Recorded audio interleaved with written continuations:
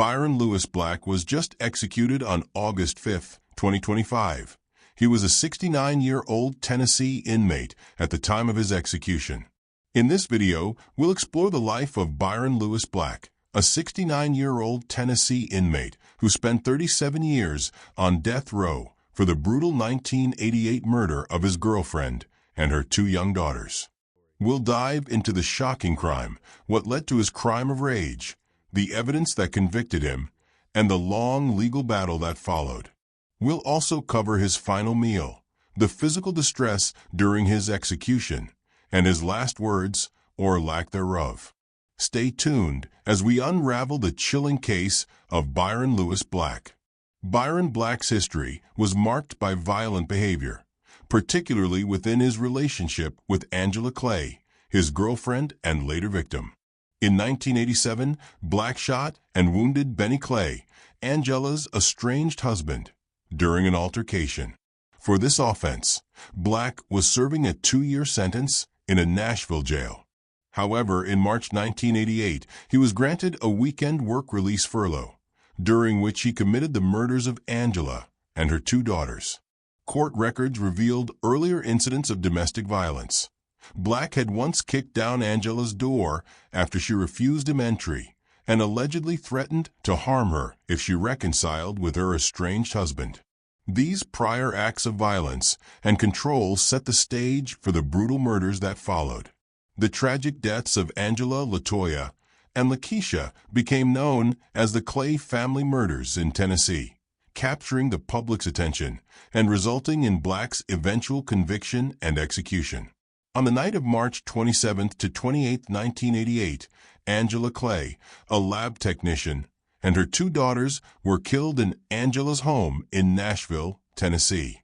Police discovered the bodies on March 28, 1988, after concerned relatives requested a welfare check when they hadn't heard from Angela.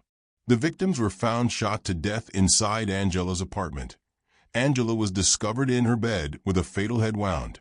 Her 9-year-old daughter Latoya was found in the same bedroom, shot through the neck and chest, and 6-year-old Lakeisha was found in her own bedroom, face down on the floor next to her bed. She had been shot twice, once in the chest and once in the pelvic area, at close range. Medical evidence indicated she may have survived for several minutes after being shot and even tried to shield herself, as a graze wound and bloody handprints on the bed frame suggested an attempt to crawl or move after being wounded. Investigators determined that all 3 were shot in their beds, indicating they were attacked while asleep or defenseless. Prosecutors later described the killings as execution-style murders, committed in a jealous rage by Black. In the weeks leading up to the crime, Angela's neighbors had heard Black and Angela arguing, and Black had made threats. He told her, "If I can't have you, nobody will."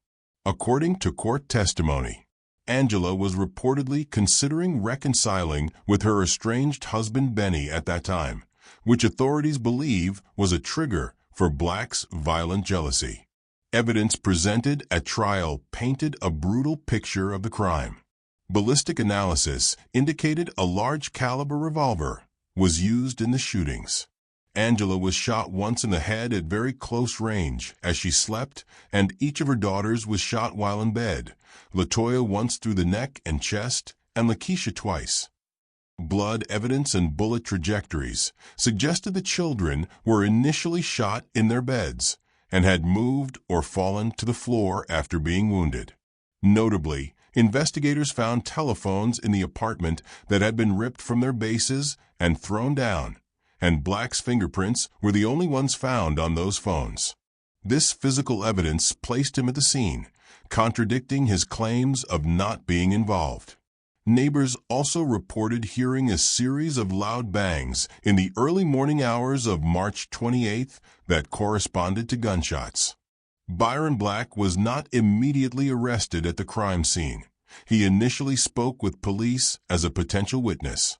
When questioned hours after the bodies were discovered, Black feigned shock and provided inconsistent alibis, even claiming he found the bodies and panicked without telling anyone. However, As the investigation progressed, forensic evidence began to link him to the murders. 2 weeks later, state ballistics experts matched the murder weapon to a bullet removed from Benny Clay's shoulder, a bullet that had been lodged there since Black shot him in 1987. This same gun was determined to have been used in the killings of Angela and her 2 children in 1988. Additional fingerprint evidence and Black's history of threats against Angela further solidified his connection to the crime. In 1989, Black was convicted by a Nashville jury on 3 counts of first-degree murder and sentenced to death for the triple homicide. Throughout his legal proceedings, Black consistently denied involvement in the murders, but the courts found overwhelming evidence against him. He would spend the next 37 years on death row, from his 1988 arrest until his execution in 2025. In his later years on death row, Black was confined to a wheelchair and suffered from multiple serious health issues, including dementia, brain damage, kidney failure, congestive heart failure, and other ailments. Doctors had implanted an implantable cardioverter-defibrillator, ICD, in his chest in 2024 to manage his heart condition. Black's attorneys also maintained that he had an intellectual disability, noting that multiple IQ tests over the years placed his IQ below 70. His cognitive functioning further declined due to dementia as he aged. In the early hours of his execution day, August 5, 2025, Byron Black was given his requested final meal. According to the Tennessee Department of Correction and his attorney, Black's last meal, served around 4:45 a.m., consisted of a pizza with mushrooms and sausage, doughnuts, and butter pecan ice cream. He ate this meal on death watch before spending some of his final hours in prayer. Black participated in a small cell-side church service after breakfast on the morning of his execution. Black was executed by lethal injection at Riverbend Maximum Security Institution in Nashville on August 5, 2025. He was pronounced dead at 10:43 a.m. that day, roughly 10 minutes after the drugs began flowing. Black's execution was Tennessee's second execution of 2025, following a 5-year hiatus in executions in the state. Witnesses reported that when asked if he had any last words, Black replied, "No comment." Instead, Black's parting messages were conveyed privately through his attorney and spiritual advisor. His longtime lawyer, Kelly Henry, noted that Byron left this world with words of grace, mercy, and love, expressing gratitude to his family, supporters, and even to kind prison staff in the days before his death. However, those sentiments were not spoken in the execution chamber. Officially, Black's execution proceeded without any spoken last words to the assembled witnesses. Unusually, Byron Black entered the execution chamber with an active implantable cardioverter-defibrillator, ICD, still in his chest. His attorneys argued that the ICD could deliver painful shocks during the lethal injection, but a judge's order to deactivate it was overturned by the Tennessee Supreme Court. The state claimed Black wouldn't feel the shocks, even if the ICD is activated.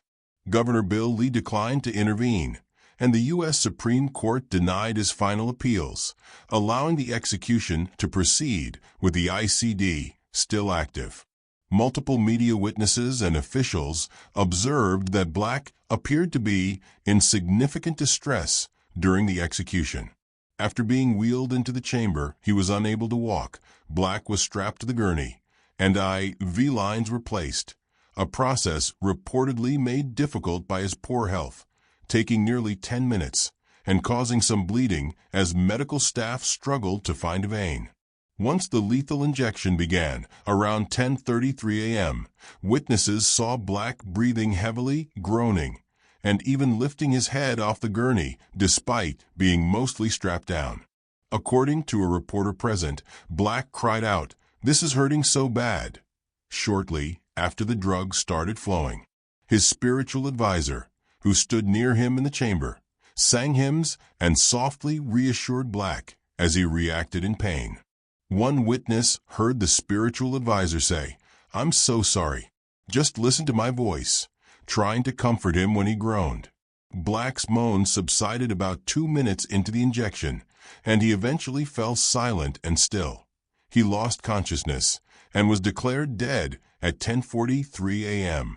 The execution was witnessed by 2 groups, the victim's family and Black's family and supporters, along with media representatives. Angela Clay's relatives, including her sister Lynette Bell and cousin Nicole Davis, were present and expressed a sense of justice. Davis, who was 13 when the murders occurred and 51 at the time of the execution, said, "Justice is justice, and justice has to be served." The family prayed for Angela and her daughters to rest in peace, feeling that 37 years of waiting had finally come to an end.